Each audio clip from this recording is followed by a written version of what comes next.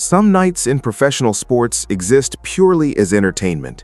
Two teams show up, points get scored, somebody wins, and by the following morning the whole thing has dissolved into the background noise of a long season.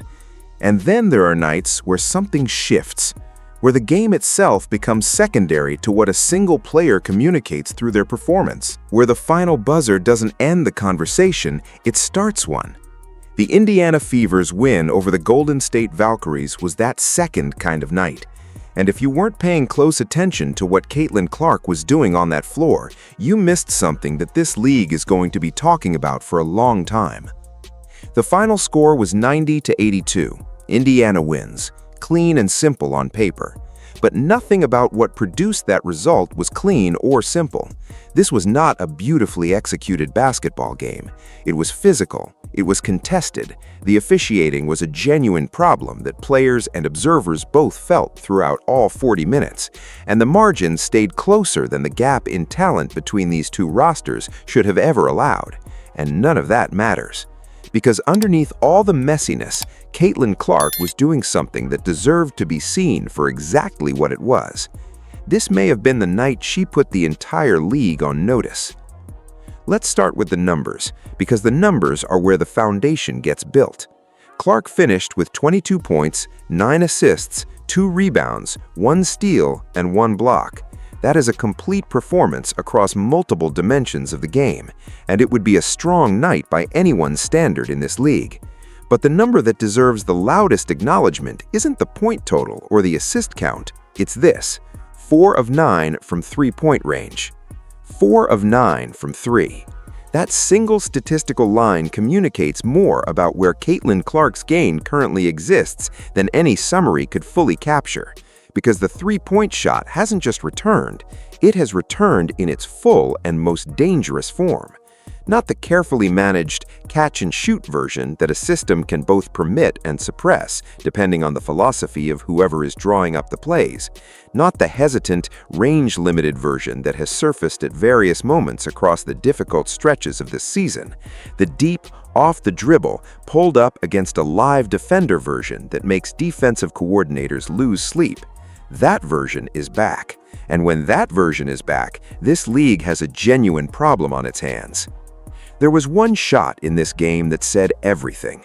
One sequence that compressed the entire story of Clark's current competitive state into about 4 seconds of basketball. She pulled up from logo range, not near the three-point line, not a step or two behind it, logo range. The kind of distance that most professional players in this league simply do not attempt in live competitive situations with real stakes attached to the moment. She pulled up, she released, and it went in, against an active defender, with the game hanging in the balance, and then she turned around. What Clark did immediately after that shot is the part that the box score doesn't record, and the part that told the most complete story. She got directly in her opponent's face with the kind of forceful, direct, competitive response that changes the psychological atmosphere of a game in real time. That sequence, the logo make, followed by the immediate competitive communication, said something about her mentality in this specific game that went far beyond the 2 points added to the official total. It said she is not carrying this season's weight as a burden, she is carrying it as ammunition. When Clark is hitting logo threes and responding to them the way she responded in that moment, the geometry of the entire offensive environment shifts in Indiana's favor in ways that no other player in this league can replicate. There is no comfortable defensive positioning when the player with the ball can make that shot from that range. The defense has to extend so far out that it tears the interior apart. And with 9 assists to distribute the ball to the open spaces that extension creates, Clark becomes something that this league simply has not seen before and doesn't yet have a full answer for. Now, here's what makes that performance hit differently than a normal big night. Here's what gives it the weight that it carries beyond the standard box score analysis. To understand what Clark produced in this game, you have to understand what this season has put her through to get to this point. The organizational tensions inside the Indiana Fever have not been kept behind closed doors. Confrontations between Clark and the coaching staff have been captured on camera, not once, multiple times. The kind of friction that, when it appears between a franchise player and the coaching structure, generates the kind of internal turbulence that typically degrades individual performance rather than sharpens it. That friction has been a documented, visible, ongoing feature of this season. Then came the injury, and then came what the injury revealed. The disclosure situation that followed Clark's absence generated a league investigation. Think about that for a second. A league investigation, not a quiet internal review, an official investigation into how information about the most commercially valuable player in women's professional basketball was being handled by the organization responsible for her. That is not a minor organizational stumble. That is a franchise-level crisis wearing professional clothing. And then came Portland. The Portland game has to be named directly because it represents the lowest point of the Clark era in Indianapolis, measured not in losses, but in something more visceral and harder to recover from: empty seats. The lowest single-game attendance figure of Caitlin Clark's entire professional career. A building that should have been selling out months in advance, with $8 tickets that still didn't move. $8 for a chance to watch the most important player in the sport at this moment, and thousands of seats stayed empty anyway. That is a fan trust crisis measured in cold, hard numbers, and no organizational press release or media strategy softens what those numbers communicate. All of that, the coaching friction, the investigation, the empty building, the public turbulence, was sitting on top of Caitlin Clark when she walked into the game against the Golden State Valkyries. And what she did with all of it tells you more about who she is than any single game highlight package ever could. She converted it. That is what elite athletes do with adversity they cannot control. They don't carry it. They don't collapse under it. They find the mechanism inside themselves that transforms external pressure into internal fuel, and then they point that fuel directly at the competition in front of them. The adversity didn't diminish what Clark produced on that floor. The adversity accelerated it. And the logo 3 was the moment where all of that conversion became visible to everyone watching. Let's work through the rest of the box score honestly, because the other contributors deserve accurate assessment too. Aaliyah Boston had what might be one of the quietest, dominant performances in recent WNBA memory. 20 points on 8 of 15 from the field, 16 rebounds, and 3 blocked shots. That double-double is legitimately impressive, but the specific quality of those 16 boards is worth examining more closely than the raw number alone suggests. Boston's rebounding in this game was not the emphatic, physically dominant version that announces itself through confrontation and visible aggression. She was not out-athleting opponents or winning dramatic individual battles for possession. What she was doing was something more sophisticated than that. She was reading angles, tracking flight paths, positioning herself based on basketball intelligence and understanding of court geometry rather than simply outrunning or outjumping defenders to the ball. She was simply in the right place repeatedly across 40 minutes. That is actually a more refined expression of rebounding mastery than the dramatic version because it reflects genuine understanding of the game rather than physical advantage winning out. 20 points and 16 rebounds is a serious contribution to a victory, and Boston's role in securing this one should not be minimized. Kelsey Mitchell put up 19 points on 4 of 10 shooting, and the honest assessment of that performance is that the patterns which have generated legitimate criticism across this season did not disappear because the Fever won. There were multiple possessions where the ball entered Mitchell's hands and the move toward a personal scoring attempt happened at a pace that shut down the offensive situation before it could fully develop. Drives into the paints that created defensive rotations and genuine kickout opportunities for open teammates, those opportunities didn't get taken. The ball didn't find the open player in the moments when finding the open player was the highest percentage decision available. The 19 points are in the box score and represent real offensive contribution. That part is undeniable. but 4 of 10 shooting efficiency in a game where Clark generated 9 assists and was actively creating high-quality looks across the entire offensive structure raises the same questions that followed Mitchell's game all season. Shot selection, decision-making pace, the relationship between individual scoring accumulation and the team's collective offensive ceiling when those two things are sometimes pulling in opposite directions. Winning covers a lot. It doesn't resolve everything. Sophie Cunningham contributed 11 points on 4 of 8 shooting and brought the consistent energy and active engagement that has made her one of the more reliably useful pieces of this rotation throughout the full season. Raven Johnson also showed up in meaningful ways at moments when bench production has frequently been absent from the conversation entirely. The bench depth issue that has defined the structural concerns around this roster since before the season even started hasn't been solved. The lack of interior length that becomes a genuine liability against teams with size was visible at points in this game. But the starting unit collectively carried enough quality to make those structural concerns secondary to the number on the scoreboard when the final buzzer sounded. Any honest assessment of this win has to reckon with who Indiana was playing. Context matters for understanding what a victory actually reveals about the team that earned it, and the Golden State Valkyries provided a very specific kind of context for this one. The Valkyries could not convert layups, not at anything approaching a professional rate. They created legitimate offensive opportunities throughout this game, genuine drives into the paint, open attempts from positions where professional basketball players are expected to score with consistency, and missed them at a rate that kept the competitive margin alive long past the point where Indiana's talent advantage should have sealed the outcome. Veronica Burton was the only Valkyrie who reached double figures with 17 points. The rest of their offensive contributors put up shooting lines that reflected a collective night where the ball was simply not going in, regardless of the quality of the individual attempts being generated. That distinction matters, and honest analysis requires making it clearly. When an opposing team misses close-range looks at the rate Golden State missed them in this game, the defensive credit for the stops produced belongs more to the Valkyries' execution failures than to Indiana's defensive execution. The Fever's defense was functional enough to win the game. It was not consistent or systematic enough to suggest that the defensive identity this coaching staff was hired to build has arrived in any durable form.